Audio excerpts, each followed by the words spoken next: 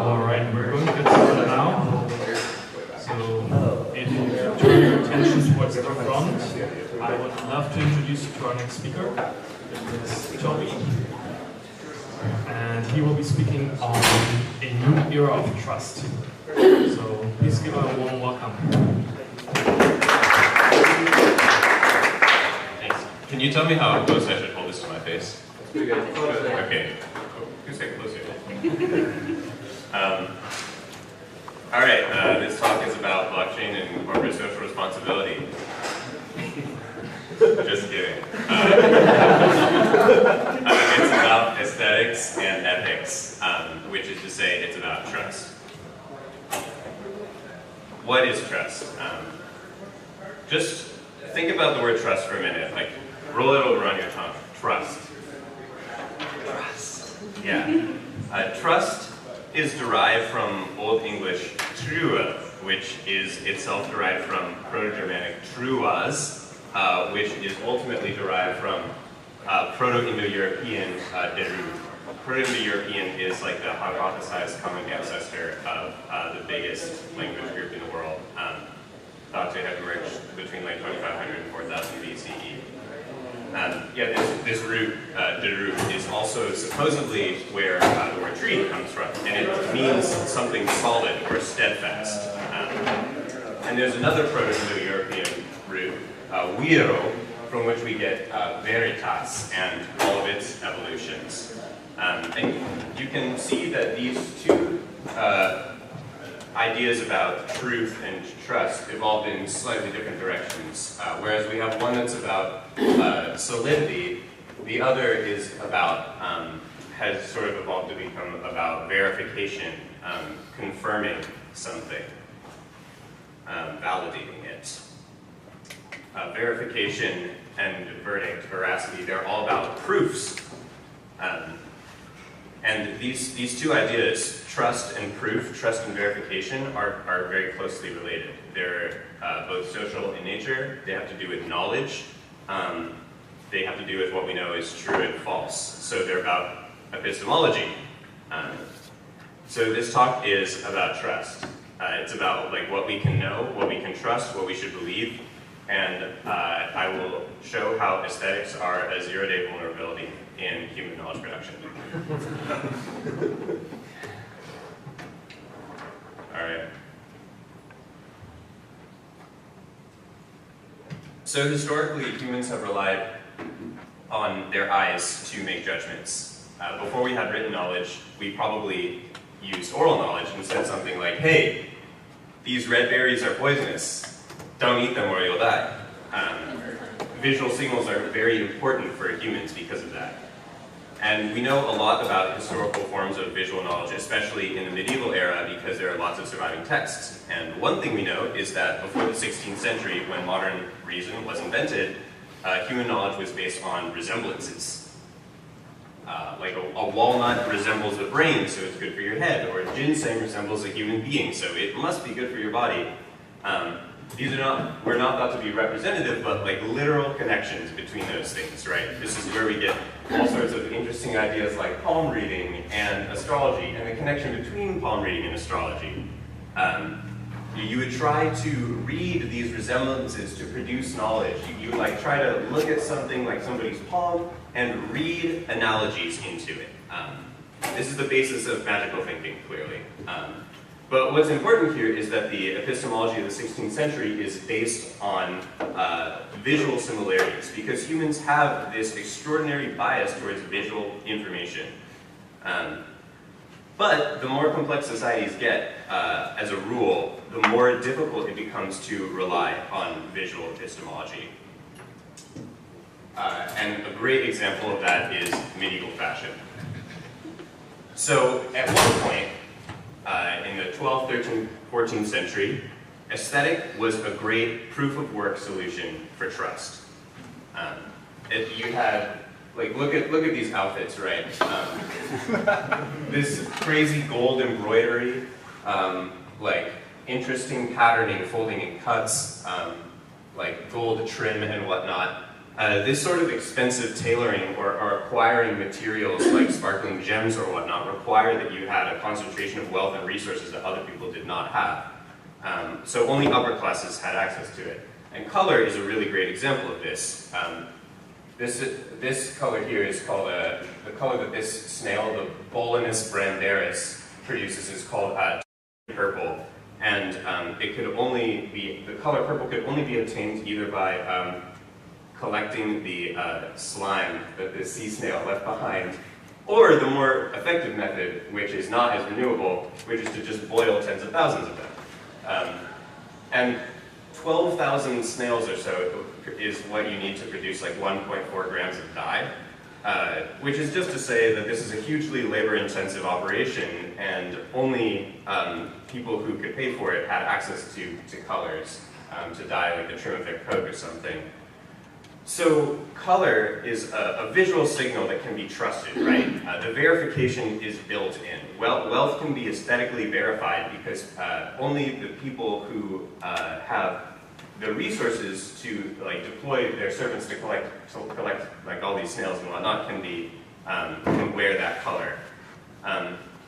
And the reliability of these aesthetic distinctions in feudal Europe was extremely important because the whole social order was based on these class distinctions. You can see that there's an intrinsic power dynamic there where the wealthy could adopt down the visual signals of people less wealthy than them, but the poor could not take the visual signals above them. You couldn't just magically get the color purple except by stealing it, and it'd be very easy to disprove. And so this whole system based on aesthetic verification of social order is really well reflected in surviving texts of the time. So I'm going to read to you a small snippet of Peter Idlies' instructions to his son, which is a 15th century didactic poem. Here we go. Each man to ken, that is to know, himself and his better, a page a grome, and a grome, a yeoman by right. As the ABC is made in order by letter, a yeoman a squire, and a squire a knight, and so to the highest and greatest of might. And as they be in order set of degree, right shall her clothing and array be.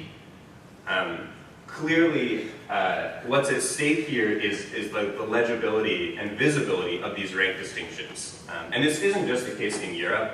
If you look at historical views of court life all around the world, like in The Tale of Genji by Lady Murasaki, which is about Heian-era court life, which is even earlier than this in medieval Europe, you get these rich stylistic details and like accounts of all the different fashion games that the nobles play. But these details were actually important because the social distinctions were based on these like fashion games. So, this all might have worked at some point. It's probably safe to assume that there was somewhat correlation between like purchasing power and diversity of style. But in practice, when you have like a thriving merchant class and there's a system of monetary circulation, people tend to buy things.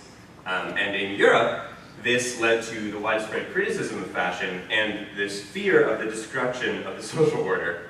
So here's Peter Idley again expressing this fear. A man shall not know now ken a knave from a knight, for all be like in clothing and array, in fresh doublets of silk stretching upright. It is now hard to discern and know a tapister, a cookess, or a hostler's wife fro a gentlewoman if they stand in a row. So if we can't tell a court lady and a cookess from one another, how do we know to treat? In what way? Like who should we respect? Who should we condescend to? The entire ethical model was held up by these aesthetic proofs of work.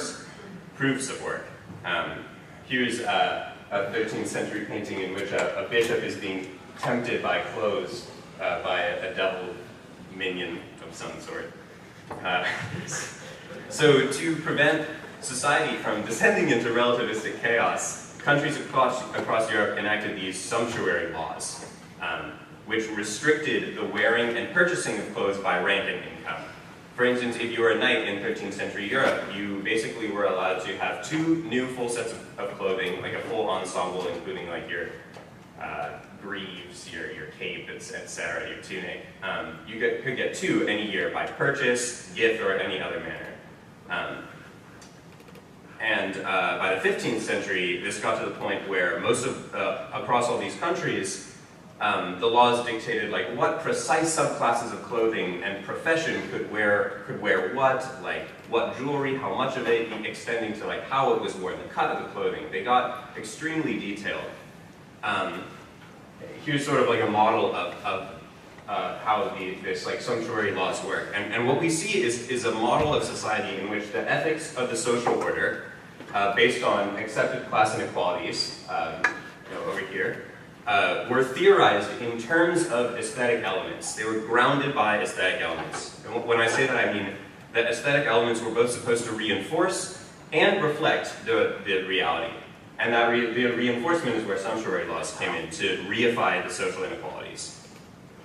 And interestingly, these sumptuary laws kind of operated according to a rudimentary distributed consensus system.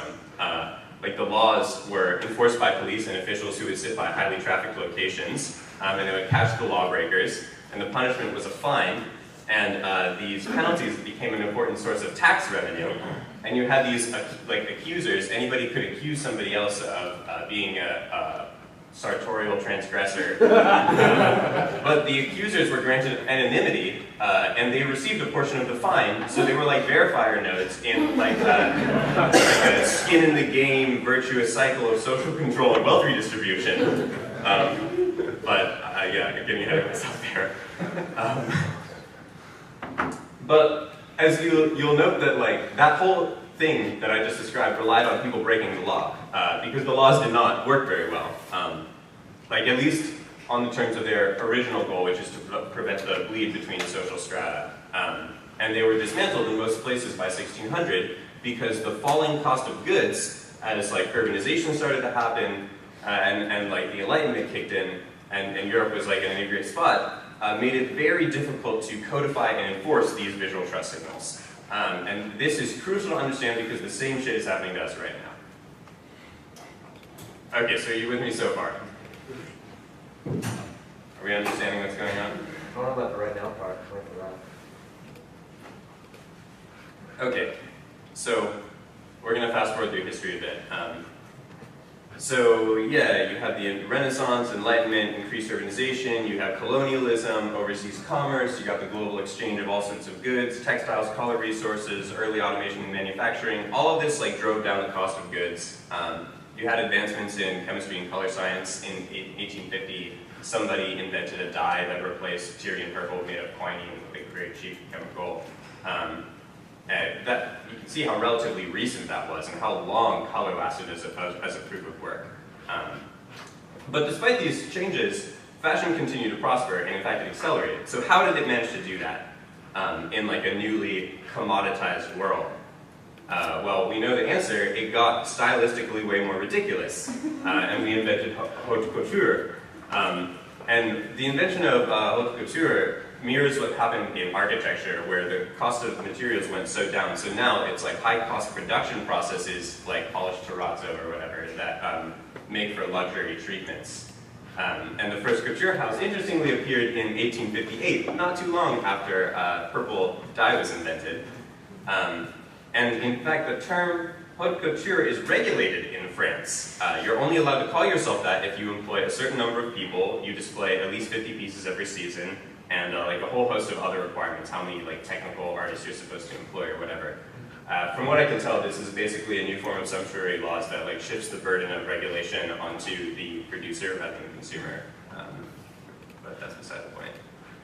So let's look at, but that's sort of another example of proof of work, and we're going to look at one more example here. So with the rise of cheap commodities, you had brands and marketing. We typically think of these sorts of images as archetypical American marketing at the time, reflecting a very monolithic American post-war culture. But as we know, that ended up looking like this. A massive variety of subcultures, each with their own different aesthetics and ethics. This is just in music, but there's more. And how do we know that speed metal is better than black metal is better than death metal? Additionally, in the 90s, you had the commercialization of all of these aesthetics. big music corps figured out how to make mainstream versions of like punk rock. Marketers figured out how to target these consumer subsets. And in this mass marketing environment where everything is a commodity produced by a corporation, what do we know what is ethically right? How do we know what to trust? So recently, I recently wrote this essay about authenticity, which is the emergent solution, or was the emergent solution to this problem. Basically, authenticity constructs are premised on items being unique, not commodities, singularized, like not touched by money in any way. And so people desired things that mimicked pre-commodity, pre-20th century, pre-industrial modes of production. And as you know, that looks something like this. Artisan beer, chambray shit, like leather stuff, collecting stuff like this, Edison bulbs, brick walls. And you know there's also a language associated with this, like artisan, heritage, local. Brooklyn. Brooklyn. The center of the premium mediocre aesthetic. So it's worth noting that just like sumptuary laws, authenticity is reactionary intrinsically. But instead of being imposed by the rulers in this case, it's like a sincere, ground-up attempt by consumers to align consumption aesthetics with what people think is morally responsible. Whereas under like scarcity medieval settings, where like supply chain innovation allowed aesthetics to function as a proof of work. Now, in this era of abundance, it became more about the right aesthetic as proof of work. Thank you, Darren, for that innovation in this talk. And the right aesthetic was this authenticity aesthetic. But you already know where this is going. Like, once you aestheticize it, you can just apply that aesthetic indiscriminately to anything. And that's exactly what happened. And then brand strategists got a hold of it and just like slapped it on just about everything, and that's how you get premium mediocrity. The ethical aspect of this was not enforceable because nobody's there to stop Popeyes from calling their chicken strips premium quality handcrafted tenders. So authenticity as a proof of work was difficult from the start. And now, like, that brings us to where we are today. Okay, so what I argued so far is that humans have always relied very strongly on visual forms of trust. We have aesthetics to produce knowledge and serve as a validating mechanism to make sure our ethical system is working, but as society advances, like, this breaks down over and over again. And today, we're in this post-industrial, like post-authenticity society. It's not working again.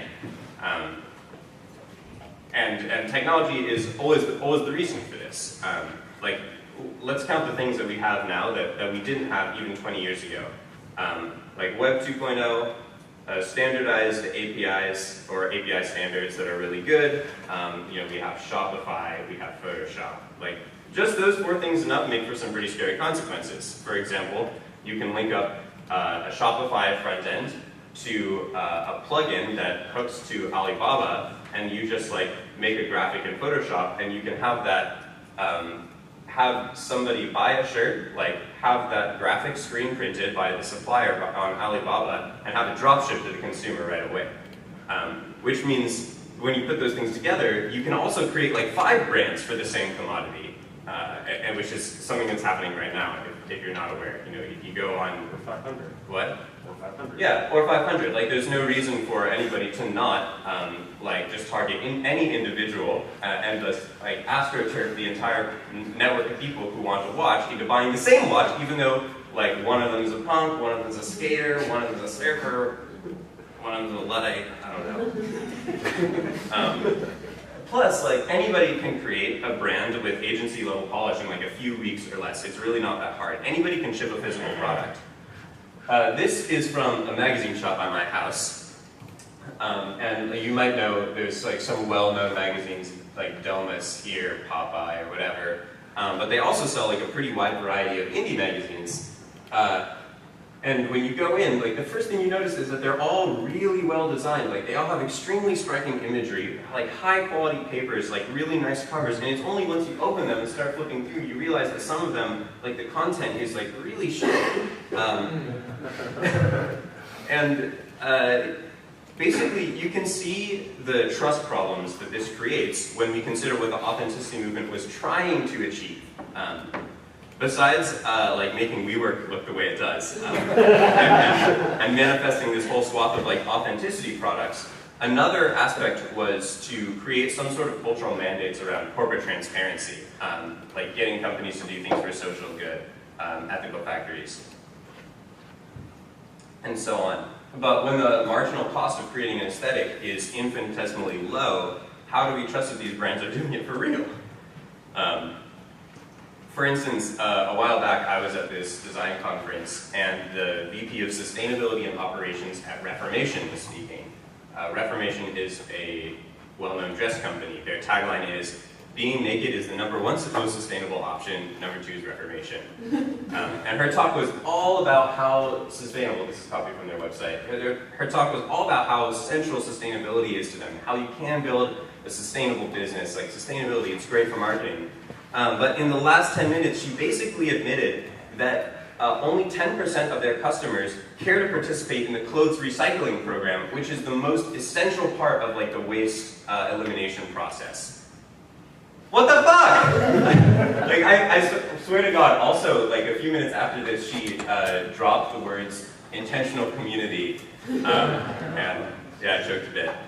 And another instance of this is Everlane, whose whole brand proposition was based on transparency in their factories. But H&M and Zara are much more transparent than them, thanks to some investigative journalism from Julie Zerbo at The Fashion Law on Twitter. Some of you should follow. We know this.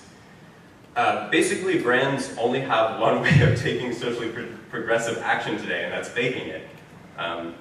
So what do we do about this?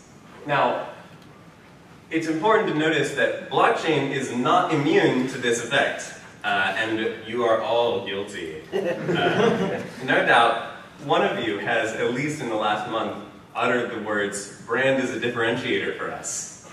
Raise your hand if you've done that. Raise your hand if you hired somebody to work on a brand with no product yet. Oh, okay. And raise your hand if you were hired. So, like, all you really need to do is take this ethresearch.ch blog post by Vitalik, for example. It's called Signaling Theory Model of Cryptocurrency Issuance and Value. And in this post, he asks, what gives some tokens the special property of being great stores of value and others do not? Clearly not everybody can just fork Bitcoin and have it be worth as much, so what gives it value? And after going through about like a paragraph worth of like bullshit math and talking about signaling, Vitalik arrives at the conclusion that what gives a cryptocurrency value as a stable store of value is marketing! No joke, he actually suggests that developers build impressive-looking sand pyramids in Egypt to hype up their ICOs. And like this endorsement comes from somebody who nominally should not be endorsing this position, but here it is. Issuing new currencies is nearly free, but issuing new currencies that people care about requires an increasing amount of marketing as proof of work. And here's another one. An entrepreneur need only do enough tech development and do enough marketing to build up a community that is seen as worthy. This is like the head of Ethereum saying this, right? But that is exactly the problem. How do we know whether to trust Unchained Capital, BitConnect, or SpankChain? They are, respectively, a legit business organization, a Ponzi scheme, and pornographic vaporware. And out of the three of them, it's the vaporware that has the most distinctive and well-defined brand. Like, this is the problem of being a brand designer today. Like, yeah. And to make things worse, like, you have multiple irreconcilable trends happening all at the same time, making it really pointless to judge any sort of aesthetic from the perspective of any other aesthetic. And creators these days are so culturally literate, like, they're remixing images. These are Raf Simons, but Okay, yeah, these are Raf Simons jackets, like one of the greatest fashion designers alive right now, but they could have just been done by like any hypebeast, any fuckboy starting a skate brand, right? This is like the atomization of postmodernism, but on steroids, because the marginal costs of creating these things are so low. And to top things all off, programmatic image making is going to make it even worse. You've probably all seen the videos of programmatically generated Obama speeches. Never before seen video created just by taking a speech that previously did not have a video attached to it and applying some sort of like mouth texture meshing. Here's another example. We're about to reach a point where like even you can take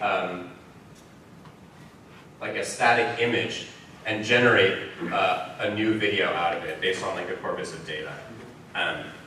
Basically, we're reaching a point where aesthetics and ethics are like completely detached from one another because aesthetics are infinitely replicable and at zero marginal cost. We cannot trust their alignment at all. This is the point of total aesthetic relativity. And until we run out of resources on Earth, and I mean that literally because that's when the situation under which scarcity environment returns, there's no turning back. Like from now on, it's fundamentally not possible to trust any visual information. So proof of work is the concept that captures this relationship between truth, knowledge, aesthetics, and ethics. And we keep trying to come up with new proofs of work over the course of history, and they keep breaking down, and we're at the breaking point again. Aesthetic, as like an underlying mechanic of our epistemology, is not viable anymore. It's the visual version of fake news. This is stuff that like structures how we see and interact with the world. So when we can't trust our eyes, and we can't trust the news, and we can't trust what brands say, like what can we do? We want businesses to act ethically, but even we can't just trust them to do that. Especially when like the cultural factors and zero marginal cost aesthetics incentivize them to fabricate everything. We could like try to force companies to like live up to some standards that we test, but like as in the case of the Volkswagen emissions scandal, like they can even gamify that. So, or game that. It'd be nice if we could gamify it. So we need proof systems that literally prove that businesses are delivering the outcomes they claim they are. So what do we need when other types of trust break down? What do we need in this environment? Does somebody have the answer? Jesus. Accountability. Proof of work. Ground truth. Another proof of work. Extremely complex aesthetic puzzles.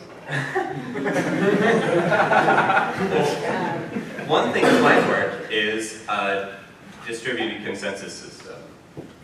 Like right now, the proof of work that we're all most familiar with up until this very talk is difficult computation being solved.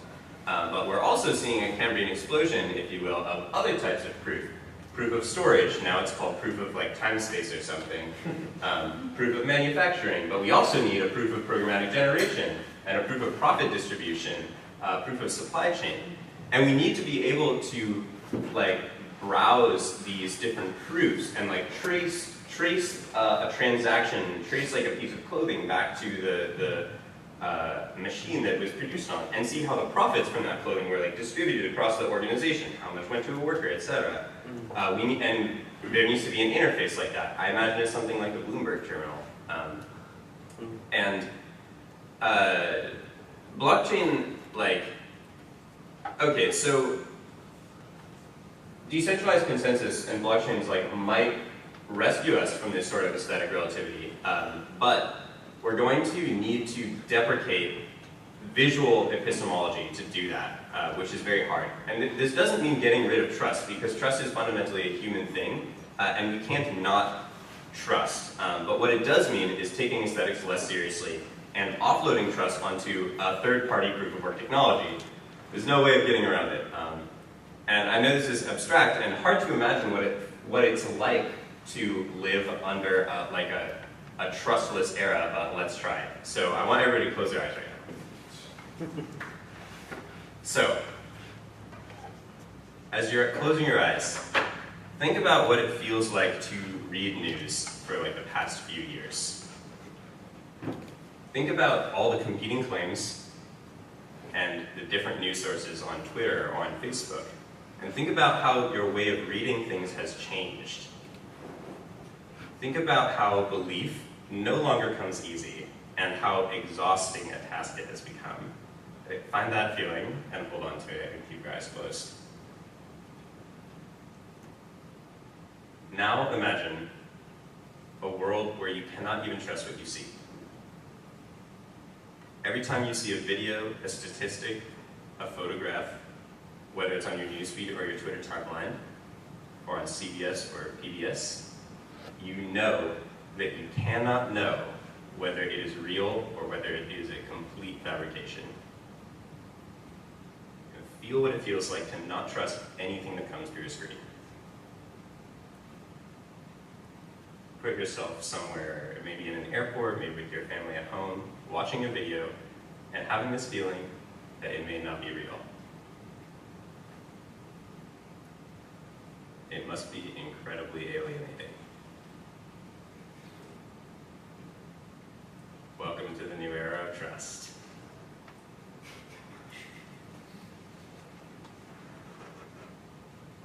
We're done.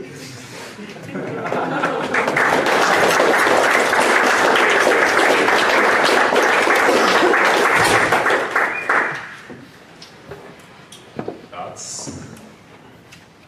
Black metal, obviously. I'm not a metal expert, so I thought it might be some You just Thank you for the Asian. What's MOS? Oh, that's right, you had. Oh, so yeah, I'll go back to that. Then that's Ministry of Sound, which is just like a famous club in London. This is from OMA, like a big architecture firm, from their proposal for like what to do with them that like happened a lot. It's just like I've never seen another graphic that like showed the distribution of like this fractalization of cultures that happened. Yes. Just want to. Did you get me? That was you. I just want to note, Span Chain's actually a pretty legit operation. Is it now? Yeah, pretty well respected. They're doing It's some cool stuff with state channels. yeah, it's also a market that has had all their financial services revoked from them. So like we don't think about that unless anyone works in the adult industry, but like they don't get to use mainstream financial services. So it's a pretty legit use case. The channels Yeah, I actually hadn't used it myself. it sounds so, stupid. Like, No one, it's not usable I know in the it's not. marketplace right now. It's not usable? No. Well, No, but there's It's it's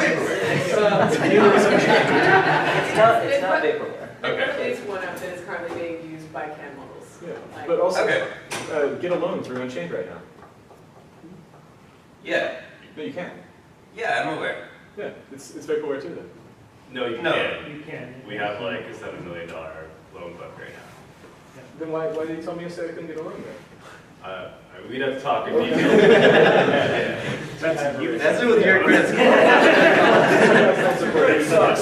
All right, Eli, what's up? So you mentioned there's all these new proofs of work that you can have, like proof of manufacturing and things of that nature. Yeah.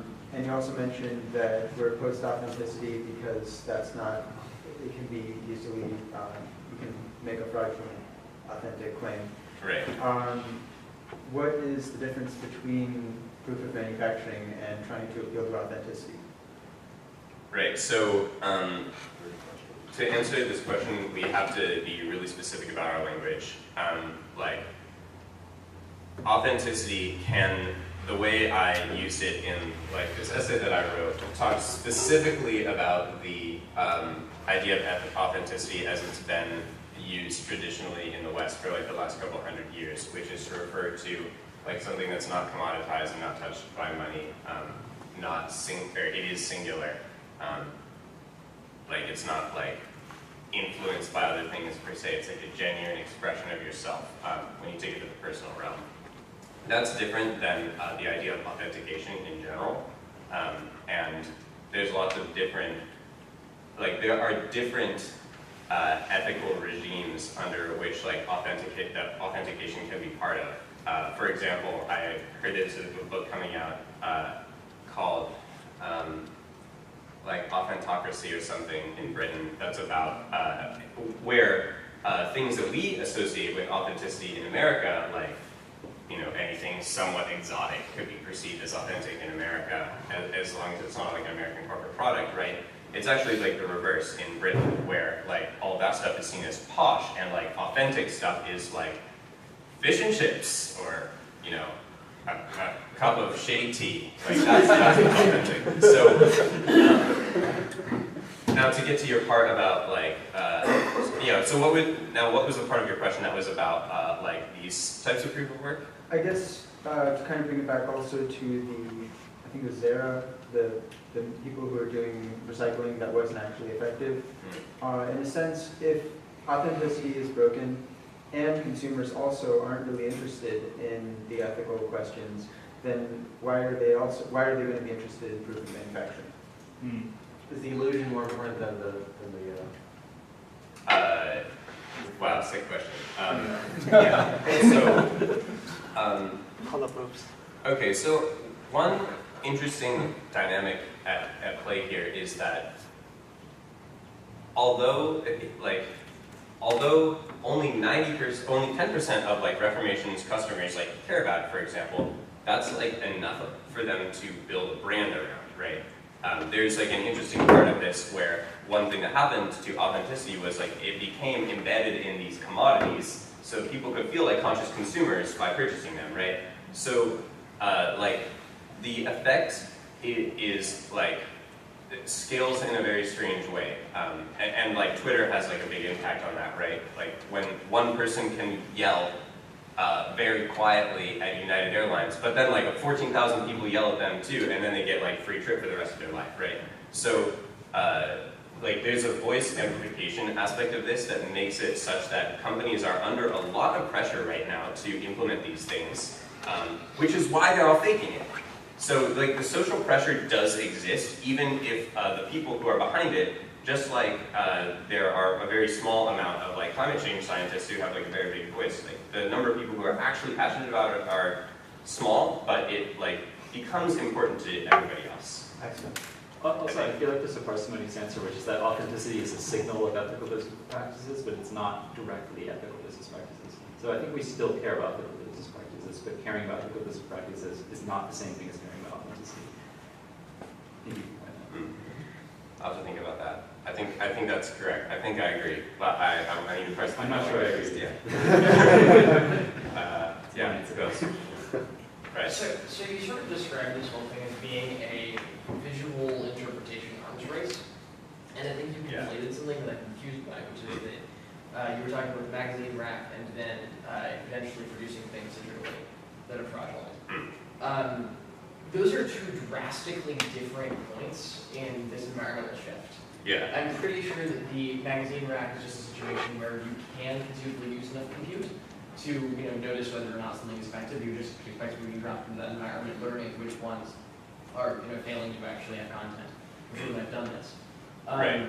The latter thing sort of strategically ends up being a situation where it's possible to clone aesthetics that exist for the reason to figure out how to do some aesthetics and something else that can usefully go. Right. That doesn't seem to be the same thing as suggesting that the aesthetics itself are permanently vandalized an element of trying to build trust. It seems as though instead this is just a way that the kinds of aesthetics that can be used to signal between specific parties become increasingly specialized, and individuals are under increasingly large amounts of psychological attacks to try to identify which kinds of aesthetics can be used to signal between parties. That doesn't seem like a total trustless environment. That seems like a situation where you just have psychological turmoil trying to find anyone you would ever consider to be human.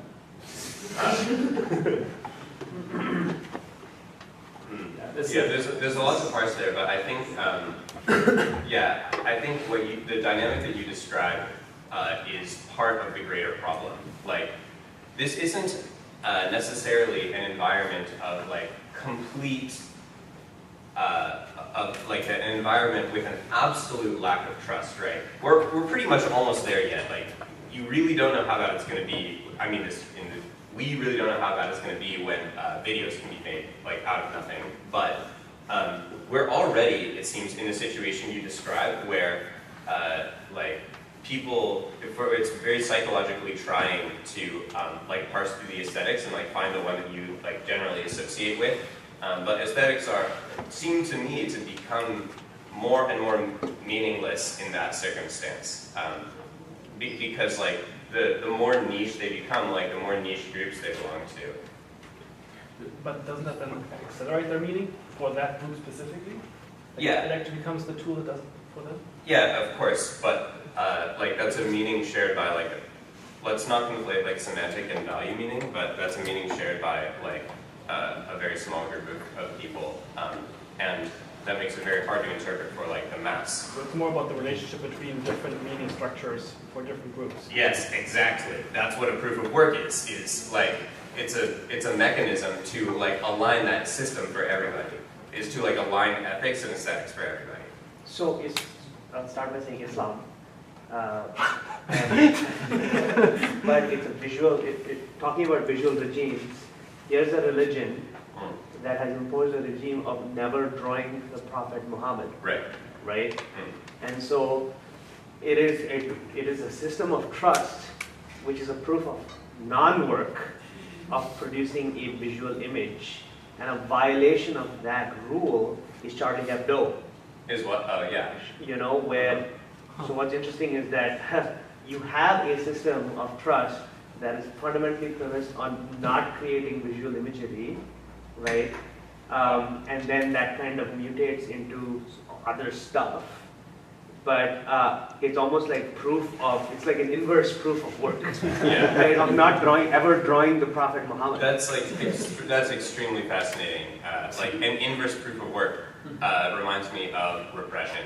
And repression is exactly the psychological dynamic at play there. And you know what happens when like something that is repressed ultimately like unleashes itself in a violent form. And that's what, when like you draw a cartoon in like Charlie Hebdo and like trigger that psychology like by revealing its like most deep insecurity, Yeah. like you're going to get a violent response, whether that's a person or like an ideology. So I've been playing with this concept because I think there are boundary conditions that establish the visual psychological work.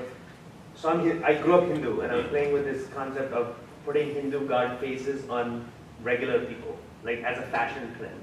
And I know that's a system of imagery that cannot be produced but in any ethical form by a Caucasian person, because that would be interpreted as cultural appropriation, right?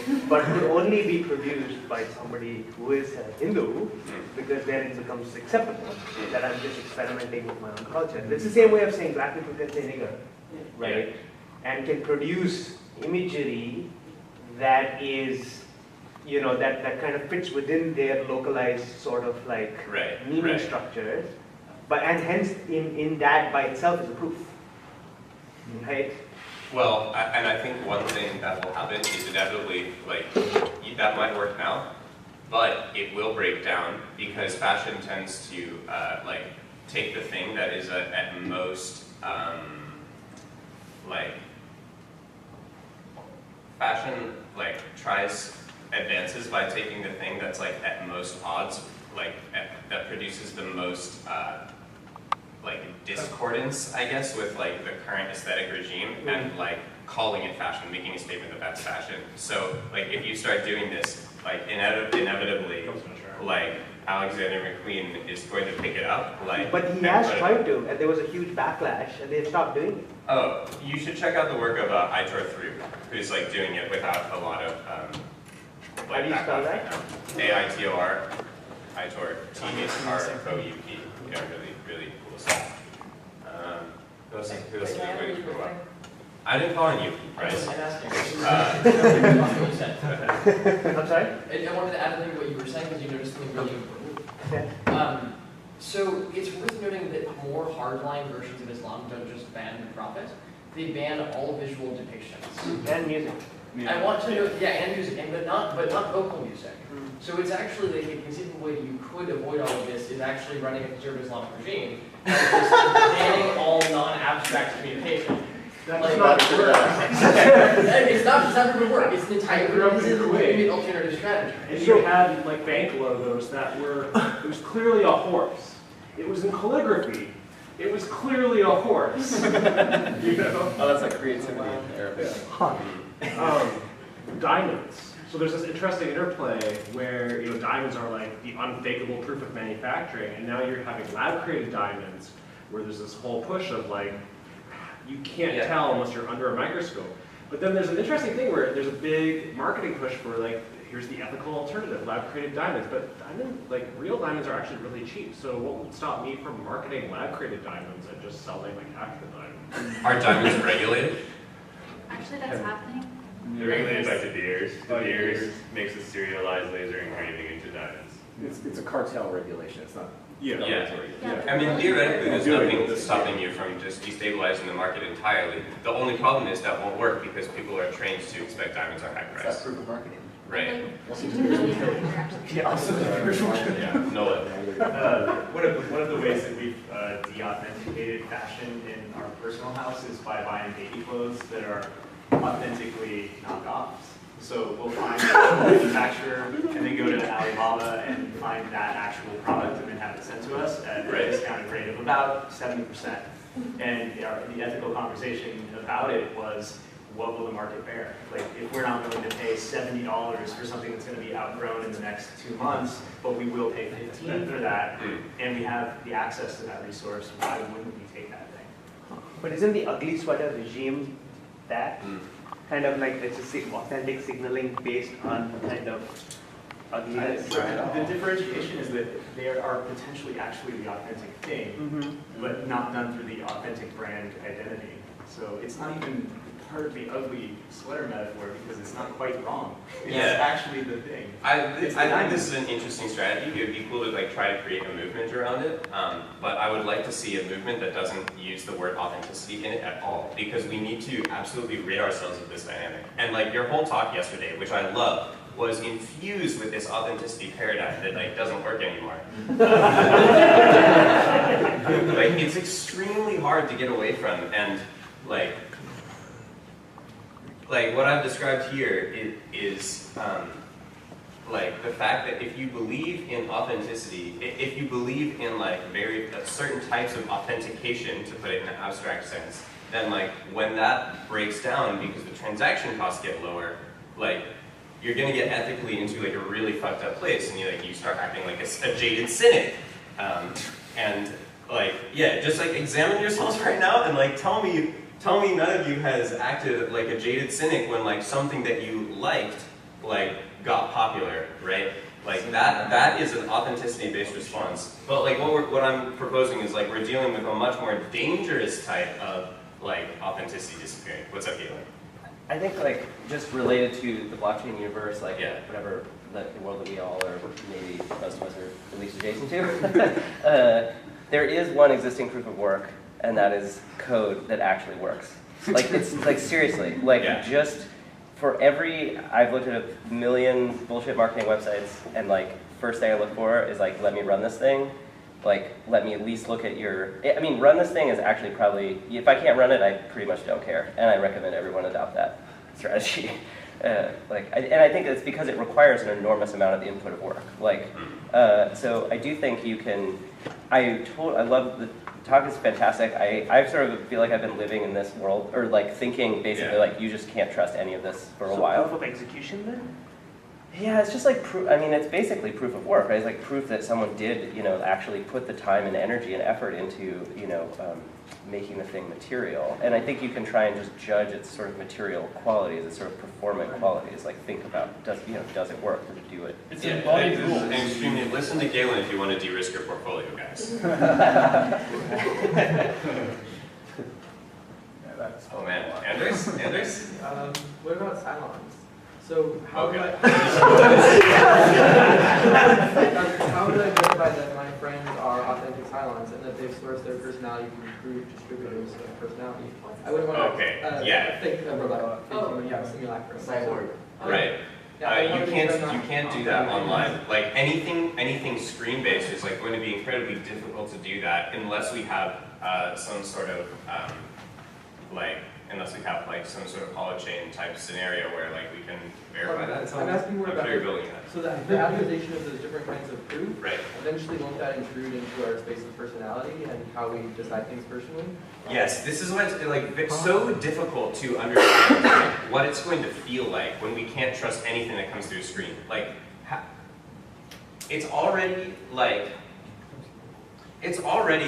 like that like.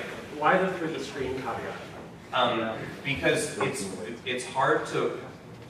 Because we can mostly trust what we see in the real world. Like, yeah, but you could hear something that someone saw on a screen that was multiple fake. contexts. Right. oh yeah, like so you can't trust what somebody tells you. Like I can only trust that this bottle is here right now, basically.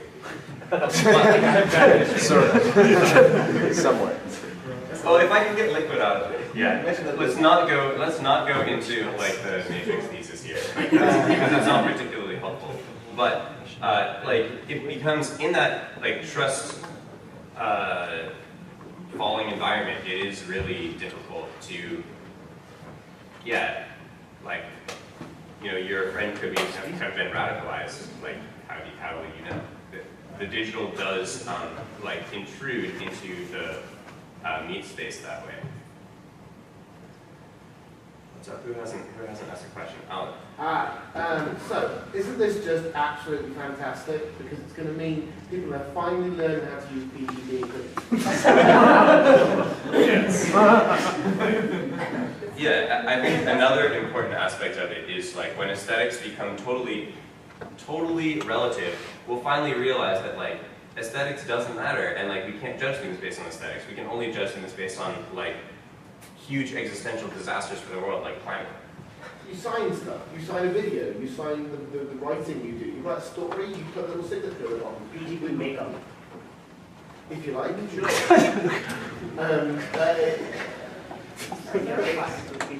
Yeah, I mean, but look, I think that addresses like you can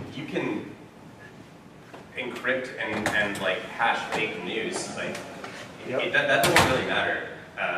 Like what we need is like fake news is text is like very different than images and video, and it needs a different treatment. Like we need like a proof of production so that we know anything that was like made by a camera as opposed to like Photoshop, right?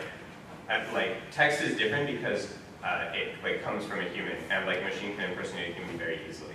But you can enforce a physical bridge, like the PGB makeup. Like the next presidential address, the president should be wearing makeup, right? Like invisible makeup that can be decoded by a video transport. Right. That's the physical stuff, right? And if a algorithmically generated video does not detect that makeup, it's fake. So we can only trust somebody's face if they're wearing a mask? Well, yeah. But an invisible one. They'll be creative. How much more time do they have? We are getting close to the end. Okay. Well, I want to ask a question. Ask or comment. Exactly this problem is what we are right now trying to build a platform to solve. Right. So we should talk. Okay. Everybody else is interested. Yeah. What's that?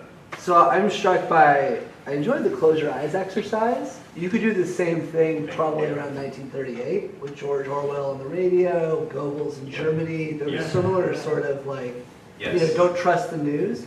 Because I think, and I say that just as a long-winded way of saying that the natural inclination kind of be like, oh, to see this and be like, oh, we're all fucked. But like we designed institutions and norms and we dealt with it. Yeah, we do that every time. Like we invent new proofs of work, and that's kind of the point. And most of the comments that I've just been getting are like predicting like the next wave, when like ultimately the proof of work that like these distributed consensus systems will not work, guys. Like it's gonna stop working in like another 30 years. Right. So you keep building. Yeah, like and. Like there's moral panic every single time. Just like Peter Idley being like, I can't tell who's a prostitute and like who's a gentlewoman. That's not that different from me being like, oh, like spank chain, unchained. Like that. It's like the same. It's the same basic like moral dilemma, and like we're at that point now. it's about to get a lot worse in like the next 2 to 4 years, but like we'll probably solve it because having like I wanted to put in another chart that I didn't have time to make, but I wish I had like a whiteboard or something. Like you can probably look at, this is something I just thought of last night, but like you can probably look at like aesthetic, like this as like a cycle, and like here is sort of like ethical expectation, and this is where ethics and aesthetics are most diverse, most detached, and like you probably get like huge creative bursts at these times. Like probably something very interesting happens right here. Then like we implement like some new technology and adjust our expectations, and like these things match up a little bit more for a while. But then up new technology deployment layer, like let's layer on those like technological innovation cycles, map like this, and like some new technology like happens, and like oh it gets messed up again. But then like we have this like hyper-conservative reaction and like implement some new technology to fix it. I'd like you all to consider how proof of work is like essentially reactionary in a sense. I think that's a good stopping point.